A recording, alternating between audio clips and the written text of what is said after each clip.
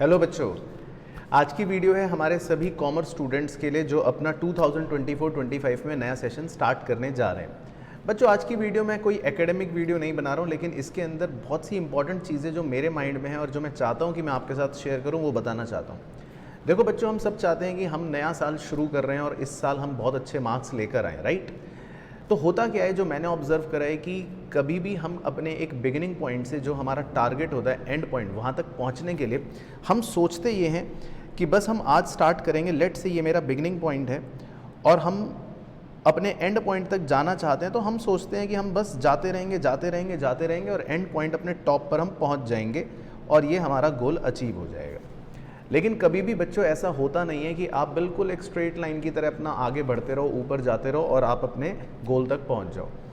Actual में जो होता है वो ये होता है कि कई बार जब आप शुरू करते हो तो आप ऊपर भी जाओगे लेकिन नीचे भी जाओगे, क्योंकि मोटिवेशन भी होगा, बीच में डीमोटिवेशन भी होगा। किसी दिन पढ़ने का बहुत ज़्यादा मन करेगा और पढ़ोगे भी, और किसी दिन बिल्कुल मन नहीं करेगा। तो एक्चुअल में जीवन के उतार चढ़ाव की तरह ही हर चीज़ में इस तरह से उतार चढ़ाव होता है। लेकिन इम्पॉर्टेंट चीज़ ये होती है कि आप आगे बढ़ते रहो। किसी दिन बुरा लगेगा, मन नहीं करेगा, कोई बात नहीं, लेकिन जिस दिन मौका मिले, टाइम मिले, उस दिन अच्छे से पढ़ो। इस चीज़ की इंपॉर्टेंस है।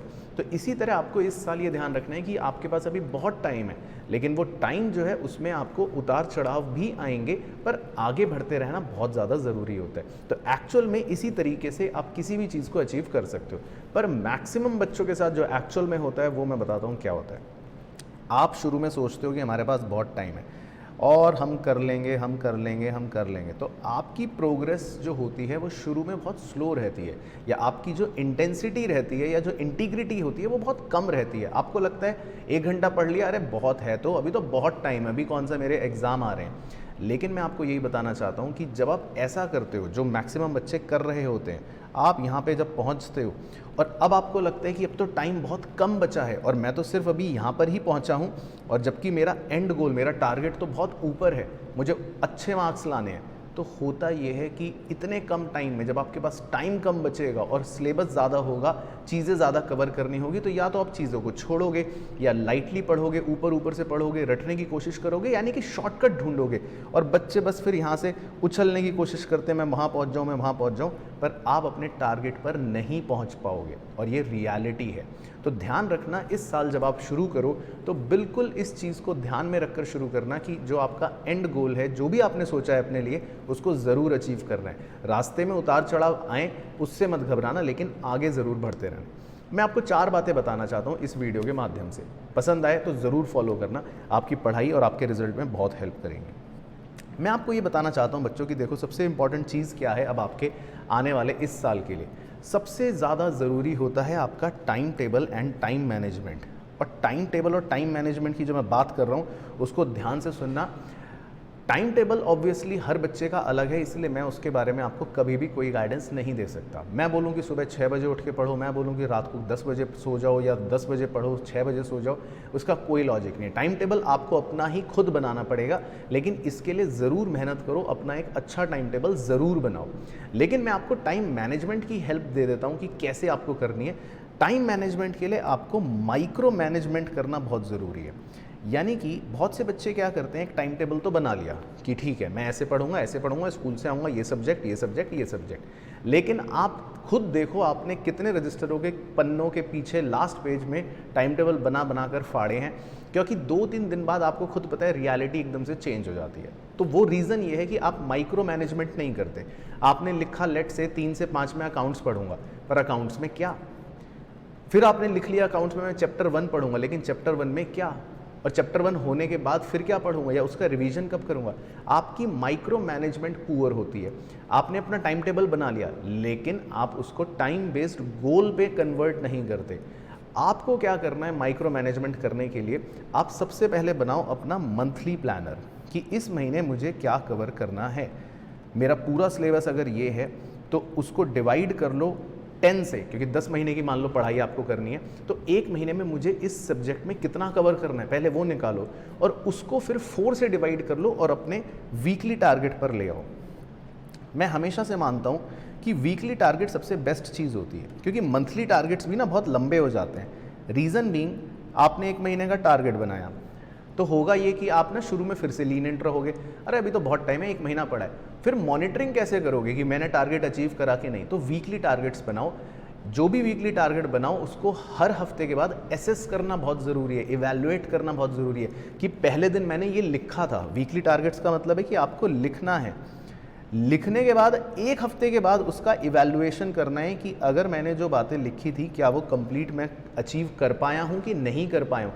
तब देखना आप असली में टाइम मैनेजमेंट टूल्स को फॉलो करके उसको यूज़ कर पाओगे अपनी पढ़ाई में भी और अपने रिजल्ट को बेहतर बना पाओगे। तो time table and time management is really very important at this point of time, उसको ज़रूर फॉलो करो।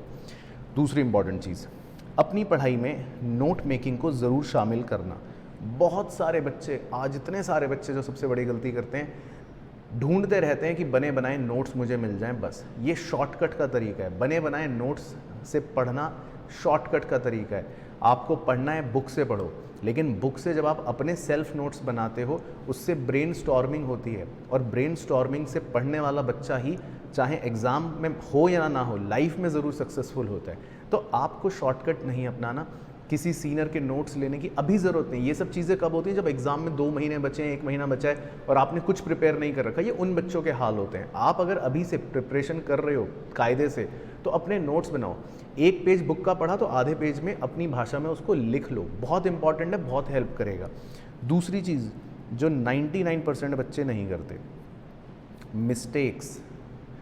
आप जितनी भी गलतियां करते हो जिस सब्जेक्ट में, जब भी आप पढ़ाई करते हो या टेस्ट होते हैं स्पेशली, या जब आप अपनी सेल्फ प्रैक्टिस करते हो, तो जो भी आपने मिस्टेक्स करी हैं, चाहे सिली मिस्टेक हो, बड़ी मिस्टेक हो, उन्हें नोट डाउन करो। एक अलग से डायरी बनाकर नोट डाउन करो, मार्क करो।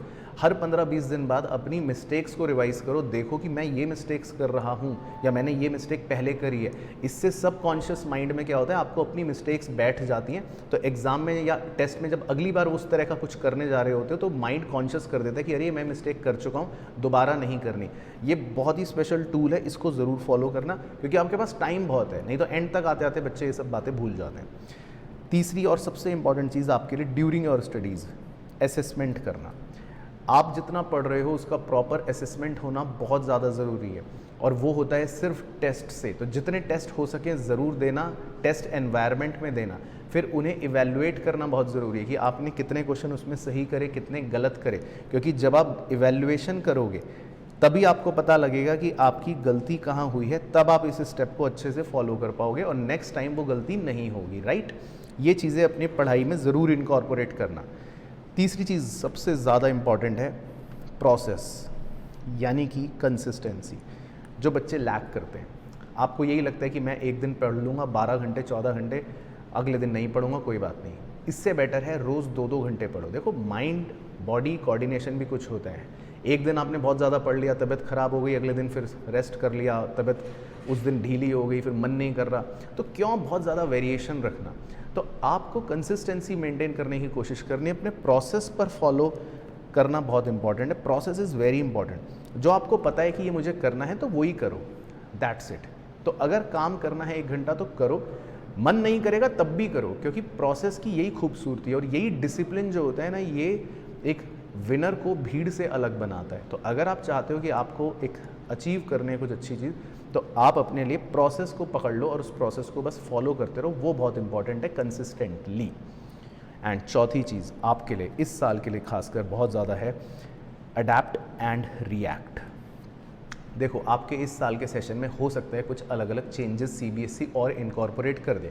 जब भी कुछ ऑफिशियल होगा तो ऑब्वियसली मैं आपको गाइड करूंगा, लेकिन आपको फिर भी अपनी पढ़ाई में कई बार देखने को मिलेगा कि चीज़ें चेंज हो रही हैं, क्वेश्चन के पैटर्न चेंज हो रहे हैं। तो आपको इससे घबराना नहीं है, इसको जल्दी से जल्दी अडैप्ट करना है, क्योंकि यही नेचर का रूल है, और आपको रिएक्ट करना है उसके हिसाब से। अगर आप तैयारी कर रहे हो आज भी रट्टू तोते वाली, तो देख लो बोर्ड्स ने अपने पैटर्न को क्लियर कर दिया कि अब हम competency based, case based question ज़्यादा देंगे, तो आपको भी उसी हिसाब से अब तैयारी करनी है। तो जो भी चेंजेस आए उससे घबराना मत, उसमें जल्द से जल्द अपने आप को अडैप्ट करते रहना टाइम टू टाइम, क्योंकि एक साल में बहुत से चेंजेस आते हैं कई बार। तो अडैप्ट करना है फटाफट और उसमें रिएक्ट करना है, सो दैट आप अपनी प्लानिंग को भी चेंज कर पाओ टाइमली। इन बातों का ज़रूर ध्यान रखना, आप देखना आपके रिजल्ट्स बहुत अच्छे आएंगे। मेरी तरफ से आपको सबको बहुत बहुत बेस्ट विशेज़ हैं। कोई भी क्वेरी हो नीचे कमेंट करके मुझे ज़रूर बताना। वीडियो में अगर कुछ भी नहीं पसंद आया हो तो ये भी ज़रूर बताना, डिसलाइक कर देना, आई डोंट माइंड। लेकिन अगर पसंद आई है वीडियो, कोई एक भी चीज़ काम की लगी है तो शेयर करने से झिझकिचाना मत, जितना हो सके शेयर कर देना और लाइक कर देना, हमें भी अच्छा लगेगा। अगली वीडियो लेकर आऊँगा आपके लिए और ज़्यादा इन्फॉर्मेटिव। ऑल द बेस्ट आपकी पढ़ाई के लिए।